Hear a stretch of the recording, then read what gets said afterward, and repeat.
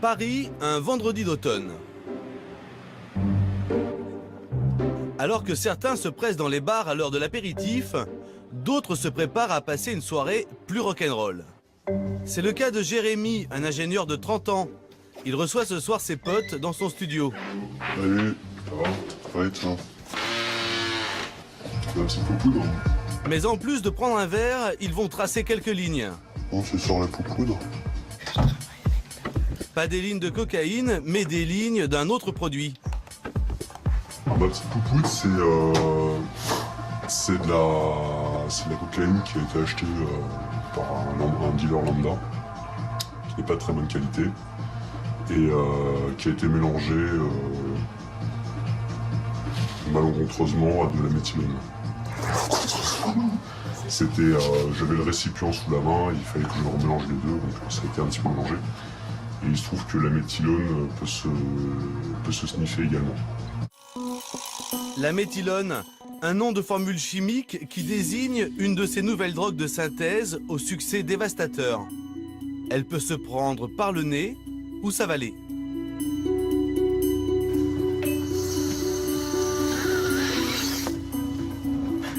On est plus fatigué là. On est plus fatigué, effectivement. Ça va mieux là. T'as été perché? Vous avez l'impression de mettre votre santé en danger ou pas? Non, pas dans les quantités où on en prend. Faut pas en prendre tous les jours, ni toutes les 5 minutes, mais... Ces drogues sont vendues sous forme d'engrais, de solvants ou encore de sel de bain. Mais ce n'est qu'une astuce marketing des trafiquants pour que ces produits échappent aux règlements sanitaires. Il y a une inscription en anglais sur le paquet aussi. Non for human consumption. Non destiné à la consommation. On est des testeurs, des essayeurs. Faut bien essayer un peu. Il en reste un peu là. Donc il reste. Voilà. Faut pas gâcher. La méthylone est une drogue de synthèse aux effets proches de l'ecstasy. Apparue en 2004, la méthylone a été interdite à peu près partout, mais se vend toujours illégalement sur Internet. Flashback, une semaine plus tôt chez Jérémy. Pour se procurer cette nouvelle drogue, il a trouvé un site sur Internet qui vend des produits industriels. Il sait que ce solvant, qui sert à nettoyer les graffitis, peut se transformer en drogue. Donc on choisit, et après, il suffit d'envoyer un mail au webmaster, où on va lui décrire un petit peu ce qu'on veut. Tant de grammes de ceci, tant de grammes de cela. Condition pour faire une bonne affaire, envoyer ses coordonnées bancaires par email. Avec de la cocaïne, on serait à 800 €, là on est à 175. C'est imbattable comme prix. Ça permet de se droguer à pas cher. Mais ça vous fait pas peur de commander tout ça? Pourquoi ça me ferait peur de commander ça? Ça ferait pas peur de commander 3-4 grammes de coke à un dealer qu'on ne connaît ni d'Adam ni d'Ève, qui va nous fourguer de la coke coupée au taille ou verre pilé ou ce genre de choses. Pour moi, c'est plus sûr de commander là-dessus. C'est beaucoup plus économique et beaucoup plus sûr. Dans quelques jours, un postier apportera en principe sa drogue à Jérémy. Mais il y a une grande chance qu'il ne reçoive jamais sa commande. À l'aéroport de Roissy, les douaniers traquent les entrées de stupéfiants par les airs. Le trafic de drogue est le 3e commerce mondial, derrière le pétrole et l'alimentation, et juste devant les armes.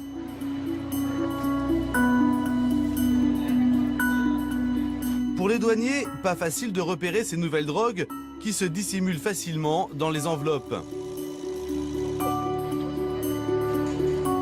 Ce matin, Michel Horn, secrétaire général des douanes de Roissy, vient vérifier quelles sortes de drogues ont été saisies à la poste de l'aéroport. Comme tous les jours, des dizaines de colis sont examinés. C'est quoi ça? C'est de l'herbe, ouais, ça sent, hein? Ça sent bien, hein? Et ben voilà, gagné. Il y a même des noms. De l'herbe dans un DVD, pas dur à trouver. Mais dans les colis, les douaniers découvrent de plus en plus souvent des produits presque inconnus. Ça, c'est de l'armine. C'est un produit qui ressemble à une espèce d'herbe. Ça aussi, c'est des drogues. Tout ça, c'est des drogues de synthèse. Et puis là, on a des produits. Vous voyez, on ne sait pas exactement ce que c'est. Ce qui est sûr, c'est que c'est des produits stupéfiants, mais bon, on va les envoyer au laboratoire pour avoir plus de certitude. Et ben là, il y a même l'explication, vous voyez, comment le faire, comment le prendre, comment le consommer. Un bad trip, stop, don't panic, relax and recover. Donc, C'est quoi? C'est une sélection de paquets que vous avez fait exprès pour nous ou c'est un jour comme ça? Non. Vous n'étiez pas prévu de venir ici. Alors vous voyez, c'est des quantités qui sont trouvées vraiment tous les jours. Des produits nombreux, distribués en petites quantités. Il semblerait que les dealers aient trouvé un bon système pour doubler les douaniers, même si ceux-ci restent vigilants. Au niveau national, nous avons constaté qu'il y avait une forte augmentation des drogues de synthèse. Nous avons multiplié dans certains domaines nos chiffres par 6, par 10, par 30. L'avantage pour les dealers, c'est que les commanditaires de ces envois, comme Jérémy, ne risquent pas grand-chose. Par rapport aux quantités que l'on recherche, ça ne va pas donner lieu à une enquête. Donc ça va être suivant la destination pour des petites quantités comme ça, c'est la justice décide de la destruction des marchandises. Et donc ces marchandises sont par la suite détruites. Et le destinataire, il risque quoi?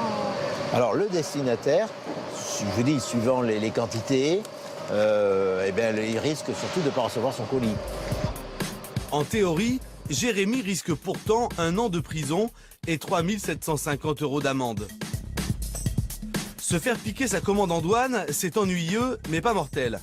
Danser pendant des heures en étant le roi de la piste, c'est vraiment cool. Mais une trop forte augmentation de la température du corps ou une tachycardie bien sévère rendent la soirée moins sympa. On prend ces produits pour faire la fête, on prend ces produits pour se mettre high.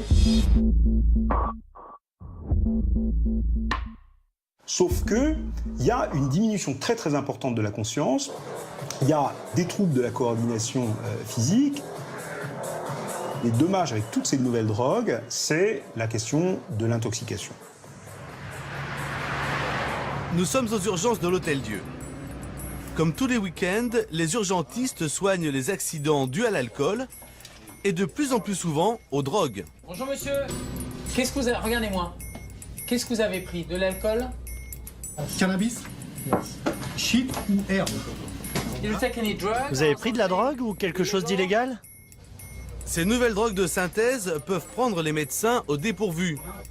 Ne bougez pas, ne parlez pas, juste une seconde. Le temps de faire un électrocardiogramme. Avec des nouvelles drogues qui arrivent, avec des produits qu'on ne connaissait pas, il y a parfois des symptômes qu'on ne connaissait pas. Donc au bout d'un cas, 2 cas, on arrive à apprendre et on apprend, j'allais dire, sur le tas avec ces nouvelles drogues de synthèse. Votre nom, c'est quoi, s'il vous plaît? D'accord, je vous vois tout de Donc c'est suite. cette demoiselle qui a été Suspicion état de d'ébriété, suspicion de Voilà. Mais sur quoi? Sur les témoins? Sur... Non, c'est sur ce diarrhée. Selon les pompiers. Une femme de 21 ans vient d'arriver. Les pompiers l'ont récupérée à la sortie d'une fête. Qu'est-ce que vous avez pris, mademoiselle? De l'alcool? Vous avez pris de l'alcool? Et puis quoi? Vous avez pris des drogues? Oui, un petit peu. Un petit peu. Et alors pourquoi vous êtes dans cet état? Parce que J'ai quoi? GHB. GHB? Ah, vous avez pris du GHB. Non. C'était à quelle heure, vous vous rappelez? Oui. C'était à quelle heure?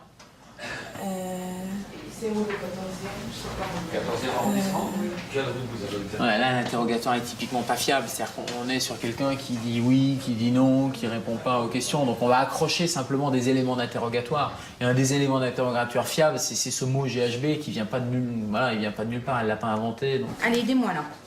Un peu. Cette jolie fille a pris volontairement du GHB, mais sans savoir la dose qu'elle peut supporter. En petite quantité, le GHB est un euphorisant. Mais à haute dose, il crée des trous de mémoire. La drogue du violeur, comme on l'appelle, était rajoutée en cachette dans des verres d'alcool dans les années 90, d'où sa très mauvaise réputation. Quels sont les risques avec du GHB? Les risques avec du GHB, les risques, c'est la perte de connaissance, le fait qu'elle ne soit pas consciente de ce qui se passe autour d'elle et qu'elle puisse... Généralement, les personnes qui prennent du GHB, c'est ce qu'on appelle la drogue du viol. Donc les risques, c'est associé à tout ça. C'est surtout le fait de perdre conscience, de ne pas avoir connaissance de son état et de faire n'importe quoi. Allez, essayez de vous réveiller un peu là. Ouais, vous êtes fatigué? Le GHB et le GBL sont de la même famille. Ce sont des molécules très proches. Le GBL est un nettoyant pour jantes aluminium. Récemment interdit en France, on a pu en acheter légalement pendant plusieurs années.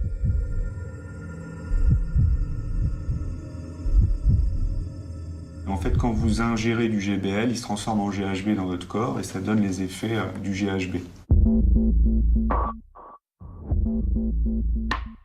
Et il y a plein de complications liées au GBL, comme des complications cardiaques, des complications tensionnelles, des complications respiratoires. Ça peut aller même jusqu'au coma qu'on appelle le J-Hall. Ouvrez les yeux, ouvrez les yeux. Et le problème, c'est qu'ils font quasiment tous une surdose, ils perdent connaissance pendant quelques minutes.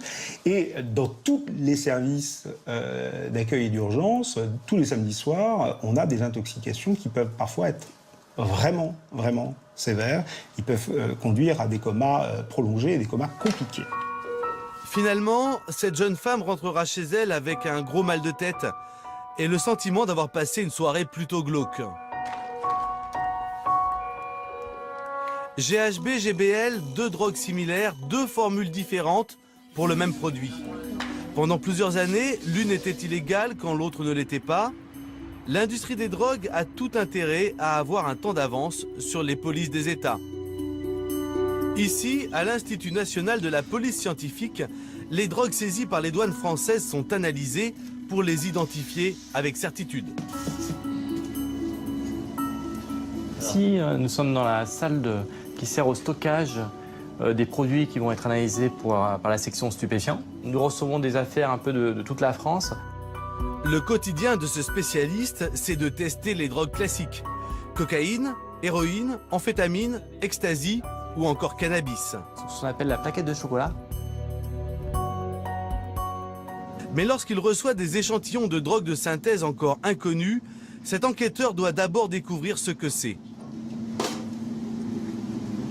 La problématique des drogues de synthèse, pour nous les laboratoires, c'est essentiellement la première confrontation avec cette nouvelle molécule. C'est-à-dire que quand on a pour la première fois une molécule, une nouvelle drogue de synthèse, ça va nous prendre un certain temps pour l'identifier. Ça peut être une journée ou ça peut être plusieurs semaines si vraiment on n'a aucune idée sur la substance qui est présente. Ce temps d'identification joue en faveur des trafiquants de drogue. Tant que la substance n'est pas analysée, elle n'est pas identifiée et donc pas interdite. Parmi ces drogues qui font fureur, de très nombreux dérivés de la catinone. Nous avons aujourd'hui, depuis un an ou deux, de nouvelles drogues de synthèse qu'on appelle les catinones substituées, qui sont en fait des molécules proches de la catinone qui est présente dans le cat. Le cat, c'est un produit végétal qui est consommé essentiellement sur la péninsule arabique et sur l'Afrique de l'Est, donc le Yémen, la Somalie, le Soudan, qui sont des pays qui consomment ce produit de façon quotidienne pour certaines personnes, alors qu'en France, c'est un produit classé stupéfiant, donc qui est interdit. Donc les chimistes ont modifié cette molécule, donc qui est une molécule naturelle au départ, de manière à produire de nouvelles classes de drogues avec de nouveaux effets, comme la méphédrone. À partir de ce socle commun qu'est la catinone, les trafiquants ont donné naissance à de nombreuses petites sœurs de synthèse. Avec une composition chimique proche, mais un peu différente, ces drogues ont changé de nom, d'effet et surtout de classification légale. Les dangers pour toutes les catinones synthétiques, c'est à peu près les mêmes.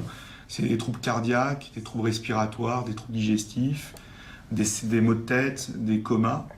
Ça, c'est sur le plan de la santé physique. Et sur le plan psychiatrique, il y a des risques de dépression, de tentatives de suicide et d'épisodes délirants et de bad trip. Au sein de cette famille de dérivés de la catinone, la plus tristement célèbre de toutes est la méphédrone. La méphédrone, il y a eu l'année dernière un engouement absolument majeur en France et dans le milieu parisien. On en trouve sur Internet dès 2007. À l'époque, la méphédrone est vendue comme engrais. C'est un peu le post-ecstasy. Il a aussi des effets psychostimulants qui se rapprochent de celui de la cocaïne. C'est de l'euphorie, c'est du bien-être, c'est un sentiment de toute puissance et puis un contact social facile. En gros, c'est j'aime tout le monde et tout le monde m'aime et c'est très bien et je plane. Et dans une deuxième phase, qui est une phase de descente, on trouve des situations qui sont quand même très angoissantes. Le fait d'avoir très mal à la tête et d'avoir une impression très curieuse d'avoir des décharges électriques dans le cerveau, hein, ce qu'on appelle le brain zapping. Le cerveau tombe à un moment, il y a une espèce de coupure comme ça, une coupure de la conscience qui dure quelques minutes. Et c'est en règle générale très angoissant et ça peut durer plusieurs jours, hein, jusqu'à un véritable syndrome dépressif au bout de 3-4 jours quand on vit des choses aussi difficiles. Mais pour les clubbers anglais, qu'importent les conséquences. Le sentiment de bonheur généré par la méphédrone est tellement fort que son succès est foudroyant. En 2009, elle devient la 4e drogue consommée en Angleterre, juste derrière le cannabis, la cocaïne et l'ecstasy. Pourtant, début 2010, le gouvernement anglais l'interdit. On lui impute des cas d'overdose ayant entraîné la mort de plusieurs jeunes. L'Angleterre a pris un certain nombre de mesures interdisant cette substance. L'Europe a échangé les informations.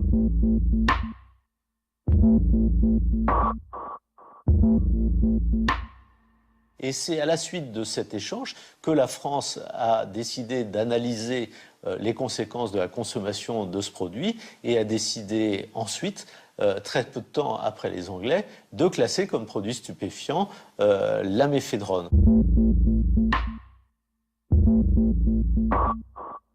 Ce qui s'est passé, c'est qu'avec l'interdiction de la méphédrone, ça a fait du bruit en Grande-Bretagne, mais la méphédrone a été interdite et hop, il y a une nouvelle drogue de synthèse qui est apparue, qui était la MDAI. Donc comme ça, il y a une espèce de marketing sauvage sur Internet par ces labos clandestins.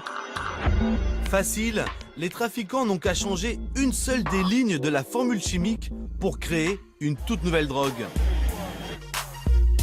Londres, la ville d'Europe où l'on consomme le plus de drogue pour faire la fête. Et même si la méphédrone a été interdite en 2010, on en trouve encore à tous les coins de rue. Dans le quartier de Camden, il suffit de rentrer dans le premier magasin venu pour trouver toutes sortes de drogues, dont de la méphédrone. Je veux des party pills pour faire la fête. Ah oui, j'en ai des très bonnes. De la piperazine, ce sont des pilules? Ouais, c'est très très bien. C'est quoi les effets? Est-ce que je vais rire? J'ai besoin de rire. Ah ouais, c'est très fort, tu vas bien t'amuser. Ok. C'est combien? 20 livres. 20 livres? Est-ce que c'est dangereux? Non. Et vous avez de la méphédrone? Ouais, j'en ai aussi. Combien ça coûte ça? Celui-ci, c'est 30 livres et je te le fais à 20. 20 livres? Ok. Pour moins de 30 €, on peut donc acheter 1 gramme de méphédrone et quelques pilules au centre de Londres. Et vous êtes sûr, hein? J'aurai pas de problème? Non, il n'y a pas de problème. Vous n'aurez pas de mauvais délire. À quelques rues de là, un quartier résidentiel et huppé de Londres. Cet après-midi, comme toutes les semaines depuis 6 mois, Vicky et Marion se retrouvent.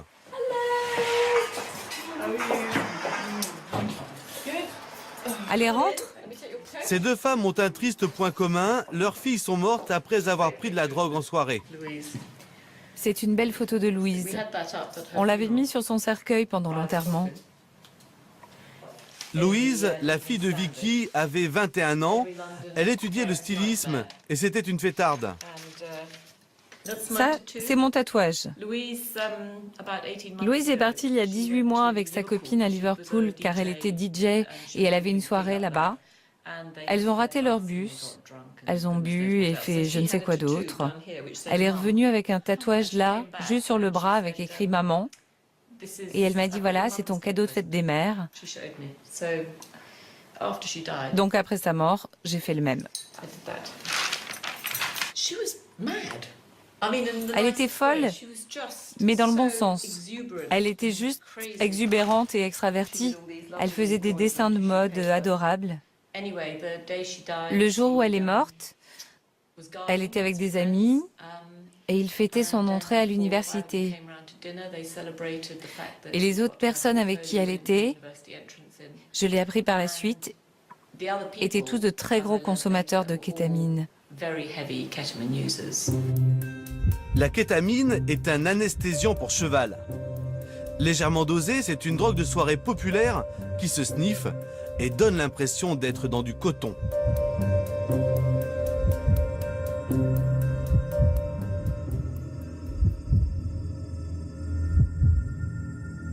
Ça peut être un effet hallucinogène, ça peut être un effet relaxant, ça peut être un effet contre l'angoisse.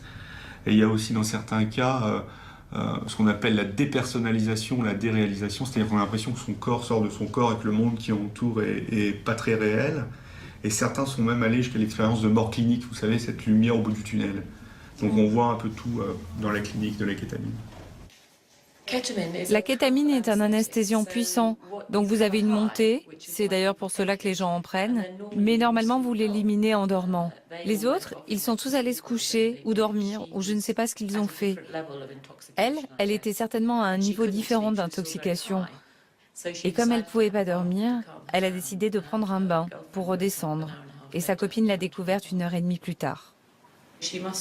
Elle a dû perdre connaissance immédiatement et se noyer dans son bain. Quant à Esther, la fille de Marion, c'était la parfaite étudiante en médecine. Mais elle a mélangé du GBL à de l'alcool, ce qu'il ne faut jamais faire. Mon sentiment, c'est que si c'est arrivé à Esther, ça peut arriver à n'importe qui. Absolument n'importe qui. C'était la dernière personne à qui ça pouvait arriver. C'était une des meilleures élèves, c'était une pom-pom girl, une athlète. Elle n'était pas informée. Les gens croient que leurs enfants ne prennent pas de drogue parce que seules les mauvaises personnes en prennent. Mais nous savons que 83% des jeunes qui sortent en discothèque en Angleterre prennent de la drogue sous une forme ou une autre. Donc on les regarde dans les yeux et on leur dit « Écoutez, ça pourrait être votre enfant. Il faut vraiment leur dire que même si c'est pour s'amuser, ils pourraient faire partie de ces gamins qui n'ont vraiment pas de chance. » Pour surmonter leur douleur, Vicky et Marion ont décidé de se battre. Elles ont créé la fondation Angélus pour faire de la prévention auprès des familles. La meilleure manière de traiter ce problème, c'était de lancer une campagne pour que les gens en prennent conscience et les informer. Les parents n'ont aucune idée de ce que sont les drogues légales. La plupart des jeunes les découvrent quand ils sont plus vieux et comprennent ce que c'est. Mais cette brochure est là pour rappeler le cas de ces 4 enfants décédés. Le gouvernement britannique est conscient du problème. Nous avons fait du lobbying et jusqu'à très récemment, nous avons travaillé en étroite collaboration avec le ministère en charge de la prévention de la délinquance. Mais je pense que personne ne sait réellement quoi faire, parce que c'est un problème complexe. Il n'y a pas uniquement la drogue, il y a aussi des concours de beuverie. Et si derrière le problème de ces nouvelles drogues de synthèse se cachait en fait une question plus vaste et plus profonde sur les nouveaux modes de vie de la jeunesse, un peu partout dans le monde. Qu'est-ce qui intéresse les adolescents quand ils boivent? C'est plus l'euphorie, c'est le binge drinking, c'est l'ivresse instantanée, c'est l'ivresse forte.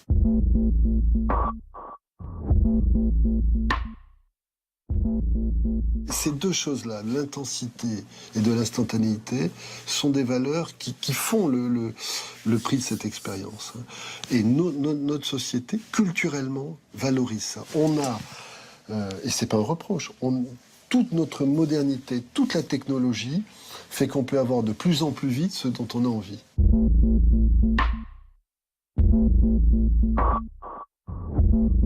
C'est ce qui explique d'ailleurs qu'aujourd'hui, les conduites addictives ne se résument pas à des jeunes qui y rentrent par la psychopathologie, mais concernent maintenant des personnes qui y rentrent par une attractivité culturelle, parce qu'ils cherchent ce sentiment hédoniste, ils cherchent ce sentiment de plénitude, parce qu'il est devenu une espèce de culture de base. Et parmi les lieux où cette culture de base s'exprime, les technivals. Lors de ces immenses rassemblements festifs, les DJ déversent une techno hardcore depuis des murs de son durant plusieurs jours. Un véritable marathon de la trance.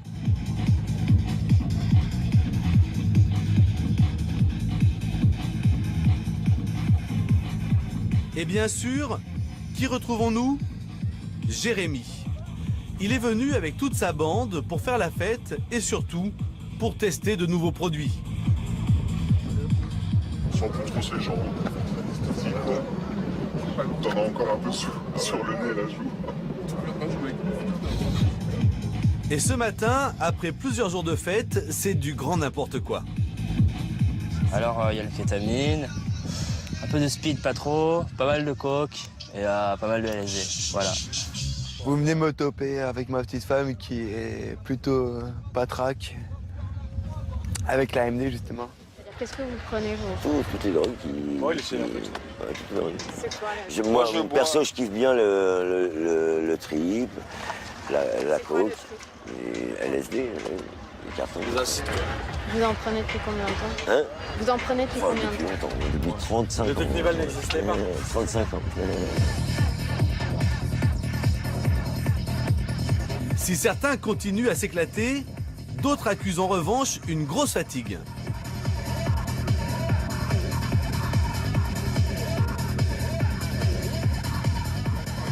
Voilà, on va au magasin.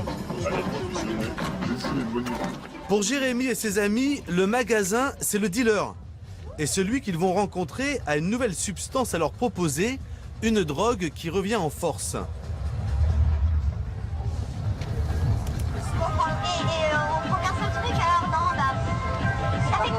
Le CB? Ouais. Ah, bah, c'est de la mescaline synthétique. Voilà. C'est quoi? Vous avez goûté de la mescaline? Non. Non? La mescaline, c'est violent. La mescaline est une drogue hallucinogène mythique, tirée du peyote, un cactus d'Amérique du Sud. Le dérivé synthétique de la mescaline, la 2CB, est une drogue qui remonte aux années 70. La 2CB fait actuellement un retour remarqué. Malgré l'attrait de la nouveauté, Jérémy et sa bande restent méfiants face à ce produit réputé puissant. Le dealer sort alors un argument commercial imparable. Avant, c'est une multiplication de drogue aussi. Ça veut dire, si tu prends de la clé, c'est français. Ah ouais. Je te laisse voir, tu vois ce que je veux dire? Non, on prend que la CB, on prend de la MD alors. Ouais, on prend tout comme ça et on va pareil. C'est bien pour en dire. Les deux produits, tu vas péter un câble. Péter un câble? Ah ouais, ok. C'est écrit dessus. 80 € pour un gramme de MDMA et de 2CB. Pas sûr que ce soit une bonne affaire. Pendant leur séjour, Jérémy et ses amis auront pris 8 sortes de drogues différentes. C'est cette consommation multiple qui inquiète. On a affaire à un usager du monde hyper moderne qui prend différentes substances à différents moments en fonction de différentes humeurs ou contextes de vie. Ce sont des dépendants à la cocaïne, des abuseurs de GBL, et ils vont expérimenter la méphédrone en fumant du tabac et des joints. Donc on est dans des combinaisons de polyconsommation et pour certains même de polydépendance. On est vraiment dans l'ère, dans la mode de la polyconsommation. Un produit pour accentuer les effets d'un autre produit, pour diminuer les effets de descente d'encore un autre produit, etc., etc. C'est une vraie chimie. Les apprentis chimistes.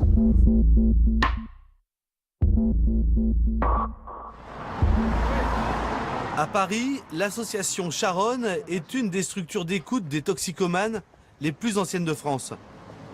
Ce matin, Christian Bullard a rendez-vous avec Charlotte, une polytox. Bon, on va commencer par les consos. Vous en êtes où actuellement? Actuellement, on va dire que mes consommations se limitent au LSD, à la kétamine, le speed, j'en prends plus trop. La coke, c'est cher, mais bon, si on peut en avoir, c'est cool. Mais c'est vrai que moi, mes deux petits points faibles, c'est le LSD et la kétamine.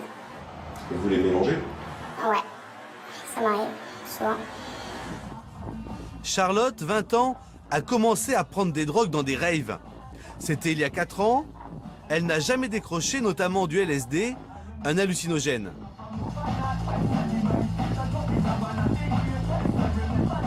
Quand je vais en free, je me retrouve devant 10 kilos de son avec une musique que j'adore, sous LSD. Bah, il n'y a plus rien qui existe, quoi. Je suis au nirvana, quoi. Et tu fermes les yeux, tu vois des trucs. Même si elle adore toujours prendre des drogues, Charlotte a désormais un sentiment plus mitigé. Je ressens quand j'ai passé 48 heures sans manger, sans boire, sans dormir. C'est vrai que des fois, c'est dur de revenir à la réalité, en fait, quoi. De recommencer une semaine et de se dire que, bon, il faut avoir le sourire, il faut aimer la vie. alors que t'as passé un week-end à rigoler, à voir des trucs de ouf, bah, tout est tellement fade quand tu reviens à la vie réelle, en fait, c'est... Et dans les produits que vous consommez, lequel est le plus, entre guillemets, dangereux? Je dirais peut-être le LSD, parce que c'est une drogue qui fait aller tellement loin et qui fait tellement voyager que quand on vient à la réalité, c'est ça qui est assez dur. Après, sur le physique, tout ce qui est amphétamine pour les dents, même la kétamine pour les voies respiratoires, tout ça, c'est... Je pense qu'il n'y en a aucune qui est meilleure ou pire que les autres parce qu'elles font toutes du mal quelque part, en fait. Après, ça dépend où on voit la priorité. C'est une connerie de jeunesse. J'aurais jamais dû y toucher, c'est tout. J'aurais jamais dû être naïve, j'aurais jamais dû vouloir faire comme les autres. Moi, sans ça, c'est vrai que je serais super stressée, je serais super machin, mais bon, je ferais aussi beaucoup plus de choses de ma vie, je me lèverais plus tôt le matin, je serais moins fatiguée, je serais moins tête en l'air. Voilà, il y a plein de trucs, mais c'est vrai que je me sens un peu, des fois, même si je sais que je gère, je me sens un peu trop prisonnière de ça, justement. Polydépendante, Charlotte veut sortir de ce qu'elle commence à ressentir comme étant une impasse. On se voit samedi. Ouais, on se voit samedi, c'est sûr. Merci. Merci à vous. À Paris, Charlotte a la chance de s'appuyer sur des structures d'écoute. Mais dans d'autres pays, la situation est plus tendue. Parmi les nouvelles drogues de synthèse, il y en a une qui crée une dépendance bien plus forte que tout ce que nous avons vu dans ce film jusqu'à présent. C'est le crocodile. Elle n'est pas encore arrivée en France, mais elle fait déjà des ravages en Russie. Le crocodile rend la peau écailleuse comme celle du reptile et son venin nécrose l'intérieur du corps.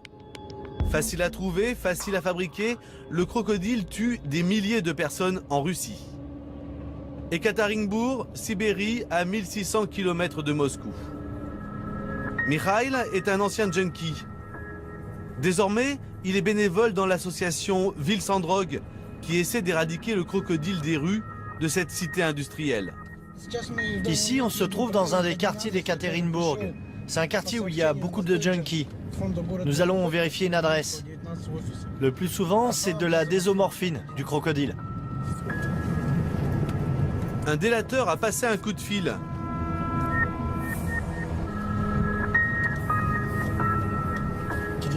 Je pense que c'est par là. Mais nous sommes au 37 et on cherche le 41. Quelque part dans ces barres d'immeubles, l'informateur a senti l'odeur écœurante de la préparation du crocodile. Pour prouver la gravité du problème aux autorités, Mikhail filme tout ce qu'il voit. Dites-moi ce que vous avez remarqué. Vous avez senti des odeurs?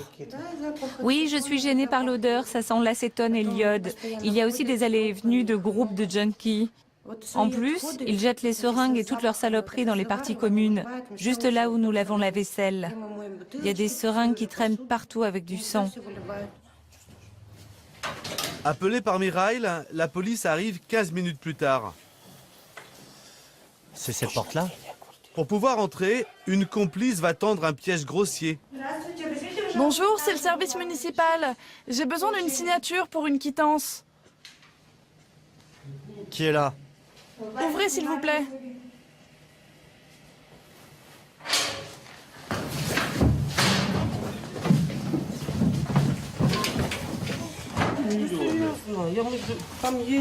L'appartement est un taudis où la saleté l'emporte sur le délabrement. Les 4 personnes sont tétanisées. Toutes savent qu'elles risquent la prison. Ils étaient en train de se piquer quand on est arrivé. C'est ça les seringues avec lesquelles ils se shootent. Voilà la drogue. Alors quand tu te piques, tu pleures pas? C'est quand on te chope que tu commences à penser à tes enfants. Non, pourquoi? Revenu lui-même de l'enfer de la drogue, Mikhail n'est pas tendre avec les 4 junkies. L'interrogatoire qu'il filme pour le compte de l'association est brutal. À cause du crocodile, le mari de cette pauvre femme de 32 ans est mort dans cet appartement même la nuit précédente. Tu sais que tu vas en crever du crocodile, tout comme ton compagnon. Tu le sais, non? Tu le sais ou tu le sais pas qu'on crève du crocodile en moins de 2 ans? Tu le sais? Alors pourquoi tu te piques? Regarde à quoi tu ressembles. Je suis sûr que tu fais, quoi, pas plus de 20 kilos? Où est-ce que tu te piques? Dans le cou. Fais voir.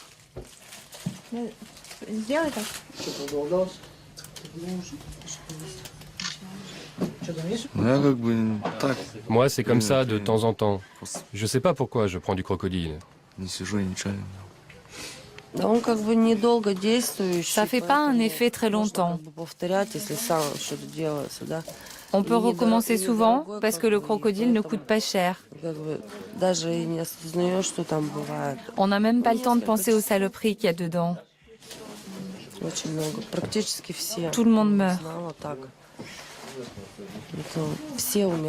Personne ne reste en vie. Mais quel est ce venin mortel? À côté des seringues, une tablette de codéine, un médicament antidouleur qui contient de la morphine, mais aussi des bouteilles de plastique qui sentent l'essence. C'est avec ça qu'ils fabriquent le crocodile. Après la première injection de cette drogue, l'espérance de vie est d'environ 2 ans. En fait, le corps ne peut pas évacuer la drogue. Le produit reste dans le sang et l'organisme commence à pourrir de l'intérieur. Il se décompose. On l'appelle le crocodile parce qu'il nous dévore de l'intérieur. Accros, ils connaissent les risques mais ne peuvent décrocher. Ils vont tous les 4 être placés en garde à vue. La propriétaire de l'appartement, considérée comme étant le receleur, risque 2 ans de prison.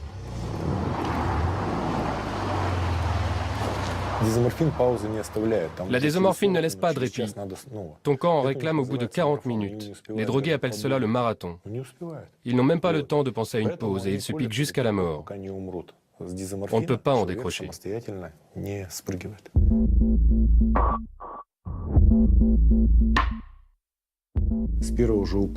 Avec la première injection, le système immunitaire est bousillé et on peut mourir de n'importe quoi.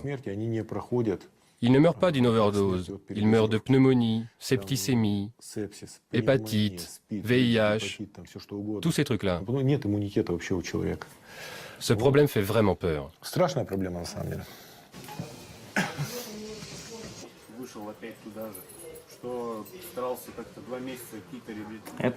Ça, c'est des marques à cause du crocodile. Ça fait 2 mois que ça ne guérit pas. C'était encore plus gros avant. Là, ça commence à aller mieux. Je me piquais à cet endroit. Je me suis fait un fixe. Ça s'est infecté. On va m'opérer. Bien souvent, la seule solution est l'amputation. Selon les associations de lutte contre la drogue, il y aurait 2,5 millions d'utilisateurs de crocodiles dans toute la Russie. Il faut dire qu'entre la Russie et la drogue, c'est une longue histoire. La Russie est le premier consommateur mondial d'héroïne qui provient d'Afghanistan. Mais depuis que le prix de l'héroïne a flambé, les accros ont trouvé cette nouvelle drogue. Le pire, c'est que le crocodile n'est rien d'autre que la transformation artisanale de médicaments en vente libre dans les pharmacies. Tiens, regarde, une bande de junkies qui vient d'acheter des médicaments. On voit bien que ce sont des junkies.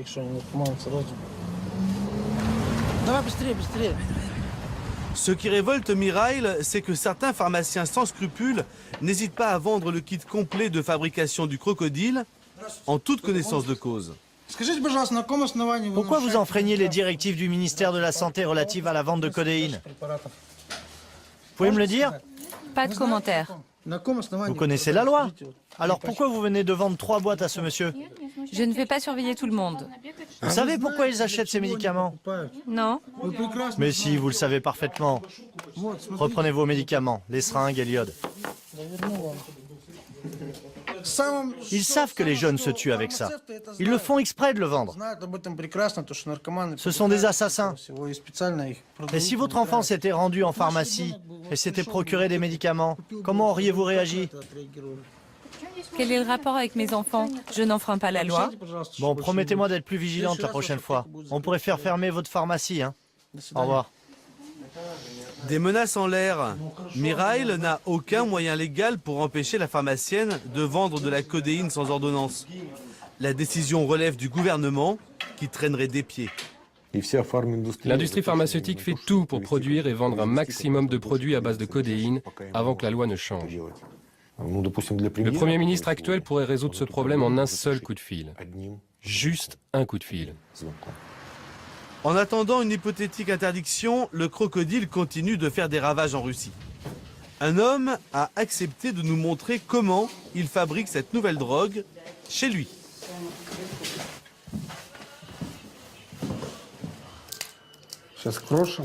On va commencer par effriter ça, puis il nous faut séparer tous les composants du médicament, la codéine et le paracétamol.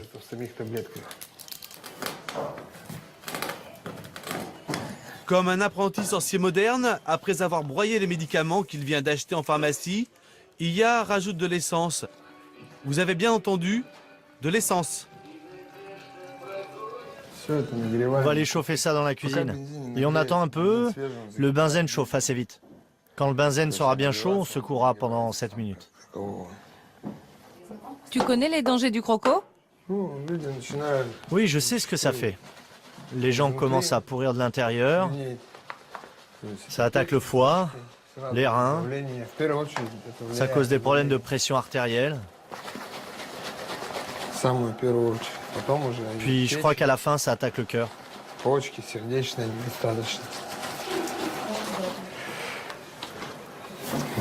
C'est prêt. Je prends ça parce qu'il n'y a rien d'autre.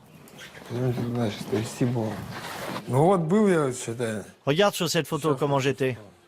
Le crocodile, ça tronche petit à petit. La photo à droite, c'était il y a un an et demi. Tiens, regarde, ça s'est séparé. La partie blanche, sous l'essence, c'est le résidu de codéine.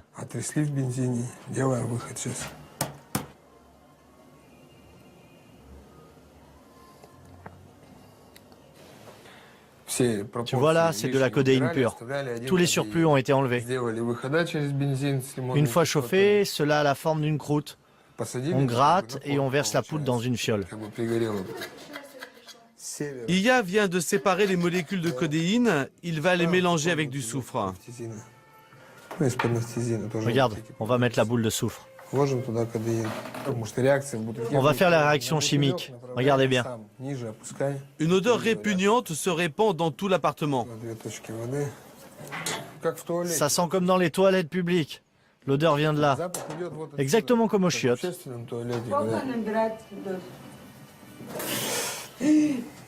Fais chier, je suis dégoûté, ça a débordé.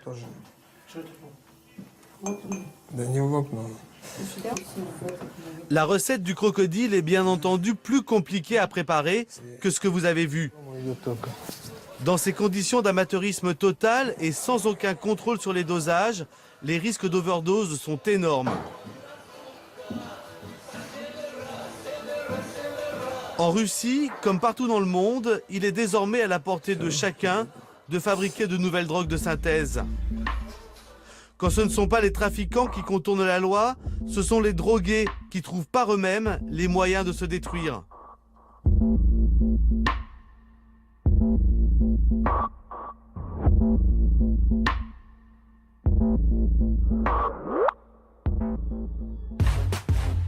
De l'autre côté de la Terre, en Nouvelle-Zélande, une solution différente semble se profiler. Là-bas, un adulte sur deux avoue consommer de la drogue. Mais attention, pas de crocodile, ni de méphédrone, encore moins de GBL ou de cocaïne. Mais ce qu'ils appellent des legal highs, c'est-à-dire des pilules complètement légales. Et ces pilules sont en vente dans des magasins ouverts à tous.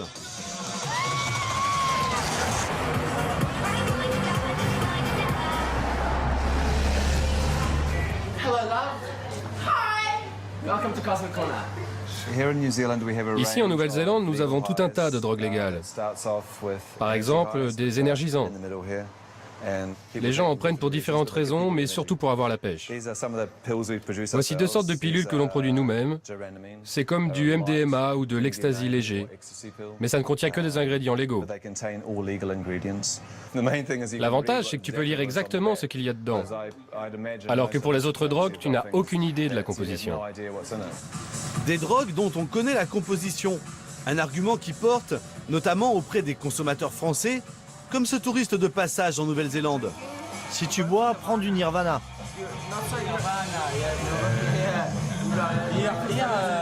En France, si tu prends des pilules, c'est la tôle. Et si tu étais président, tu légaliserais? Mais bien sûr. Chacun a le droit de faire ce qu'il veut, bordel. Moi, j'ai eu l'occasion d'essayer un peu ce qui se faisait en Nouvelle-Zélande et les formules ne sont pas cachées. Et en France, qu'est-ce qui se passe? En France, c'est une question de business. Donc la personne, elle va prendre des extasies, elle va l'acheter à un certain prix, elle va essayer de le couper, elle va en acheter de mauvaise qualité qui sont blindées de conneries. Et le jeune, il a envie de faire la fête. Donc de toute façon, à un moment donné, il va pas réfléchir à... il va pas avoir un labo de toute façon pour tester les produits. Donc il va avoir envie d'y aller, il y va, il le fait. Et c'est tout. Donc au moins là ça a l'avantage d'être clair. Même si je garantis pas que ça soit 100% bon pour la santé, chacun fait ce qu'il veut, quoi. L'inventeur des drogues légales, c'est ce rocker qui se prend pour David Bowie, Matt Bodden. Dans ses clips, il se voit en sauveur de l'humanité. Il prétend aussi avoir sauvé la Nouvelle-Zélande du fléau de la crystal meth il y a 10 ans.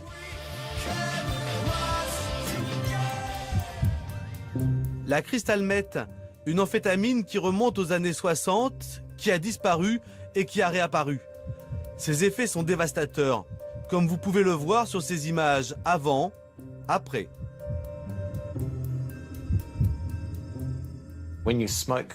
Fumer de la crystal meth, c'est quelque chose de très addictif, et ça rend les gens psychotiques. Par exemple, on a vu dans une boîte de nuit deux amoureux qui, après en avoir pris, ont commencé à se disputer et à se taper dessus. De plus en plus de gens sont devenus accros à cette drogue. Ils perdaient leurs emplois, et comme le prix de la crystal meth augmentait sans cesse, ils perdaient aussi leur maison et tout ce qu'ils possédaient.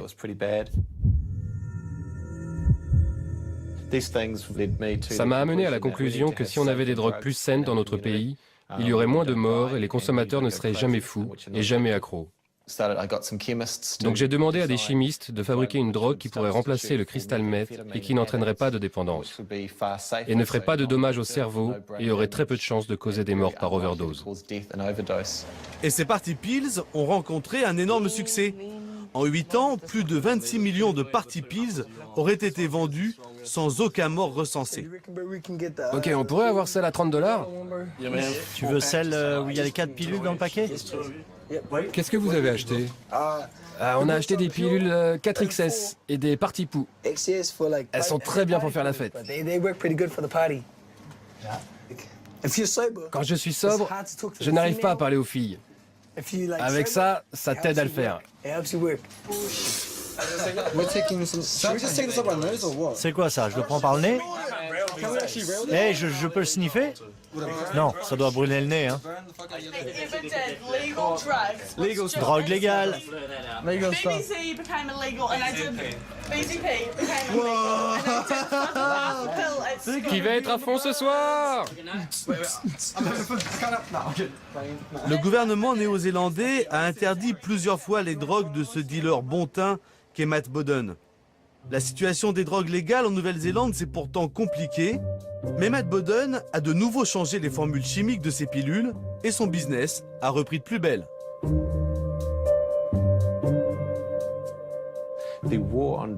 La guerre contre la drogue ne peut pas durer. La technologie évolue si vite que de nouvelles drogues sont créées tous les mois.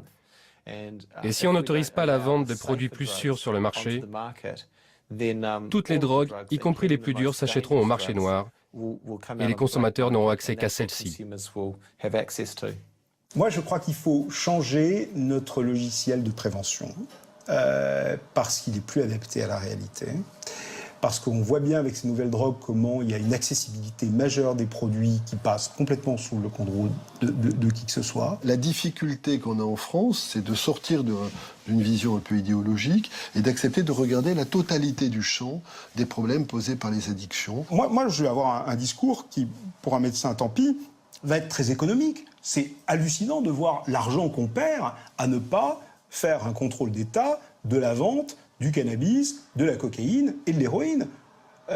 L'État récupérerait un argent important, qu'il faudrait d'ailleurs, bien évidemment, investir immédiatement dans les stratégies de prévention, les stratégies de réduction de risque et les stratégies de traitement des sujets qui en deviennent dépendants. Même si pour certains, la fête est plus drôle avec des drogues, leurs effets néfastes ne se limitent pas aux problèmes physiques, aux bad trips ou aux redescentes douloureuses. La drogue altère notre jugement et ce n'est souvent qu'une rustine qui évite de se confronter aux vrais problèmes.